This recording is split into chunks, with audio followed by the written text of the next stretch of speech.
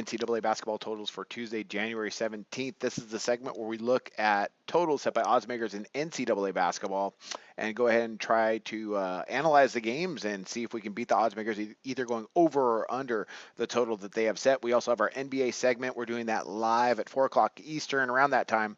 That's on our Facebook page. Be sure to check that one out, as well as we have our YouTube channel, sbrpicks.com, Sportsbook review. It's all free too. A lot of free picks out there for you to go ahead, help you with your handicapping, I hope.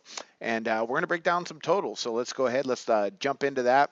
NCAA basketball is going pretty well. A couple rough days here where we've, haven't been profitable the last couple of days. So hopefully we can get back on track here with these 3 games. Let's go ahead. Let's dive right in. First game up we got is Purdue and Illinois. Oddsmakers have it at 144.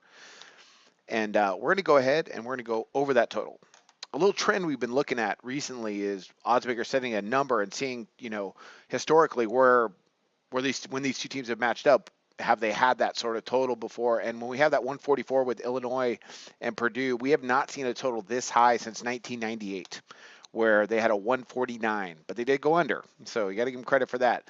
Again, oddsmakers are setting the numbers as far as the statistics go, and which way they believe, how many points are going to be scored for that's for you new guys. But we're looking at where oddsmakers have set the number in the past and try to, work that out in proportion to what they have it today. But this 144, I mean, they've been kind of close. They had 140 and a 140 the last 2 times they match up. Then they had a 127, 133, 136, 134, and we keep going back. Then we have different coaches and stuff taking place.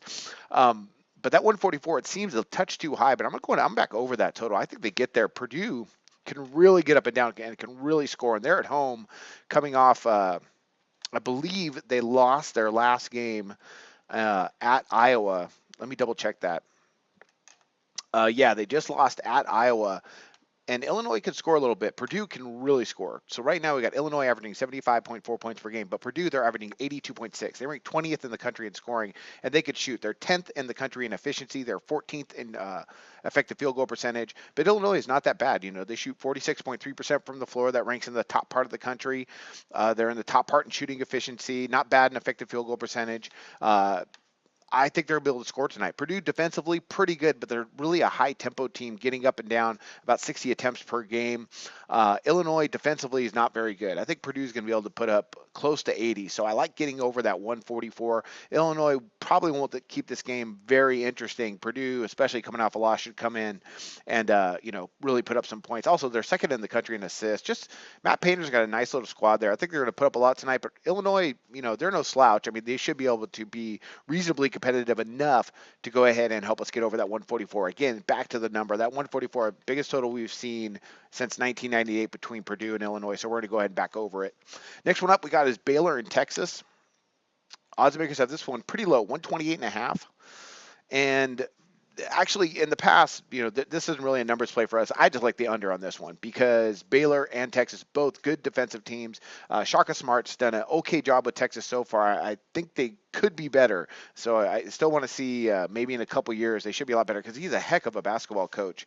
Remember he came over from Virginia Commonwealth. The last couple times they match up, 137.5, 138. Now, oddsmakers have gone down considerably to this 128.5, but they've had totals like that in the past a couple times. But this would be the third lowest total they've had in about the last 20 years. So there's a reason why it's so low. When we look at these 2 teams closely, as far as their statistics overall, they're not high-scoring teams, but they play great defense. You got Texas averaging just under 70 points per game. Baylor, although they are averaging 74.7 points per game, that still ranks just about the middle of the country. A lot of high-scoring going on this season in NCAA and the NBA. Baylor and Texas, good defensive teams. Baylor allowing 61.1 points a game per game. That ranks 11th in the country. Texas, 67.5. That ranks in the top part of the country. And their defensive statistics are really nice. You got right now, Texas is allowing opponents to shoot just 29.6% from distance. That ranks 14th in the country. Baylor, they're allowing opponents 41.9% on opponent 2-point shots. That ranks 10th in the country. So some good complementary defenses here. Neither team can really shoot lights out. You got right now, Texas is shooting 44.1%. Overall, that ranks outside the top half of NCAA hoops. And Baylor, although they're pretty efficient, I mean, right now you got them. They're 41st in the country with shooting efficiency. They're shooting 48.6% for the floor. That ranks 19th. But still, you're talking about a team that is outside the top 100 teams in field goals made per game because they don't go really fast. 54.9 attempts. That ranks just outside the top. Almost the top 300 teams. They really don't push tempo. I don't expect they're going to be able to do that tonight against Texas. It doesn't go very fast either. So I'm going to back under that 128.5, and what's a pretty low total, but odds makers, I believe, got that one right. All right, last one up. We got Michigan and Wisconsin. 131.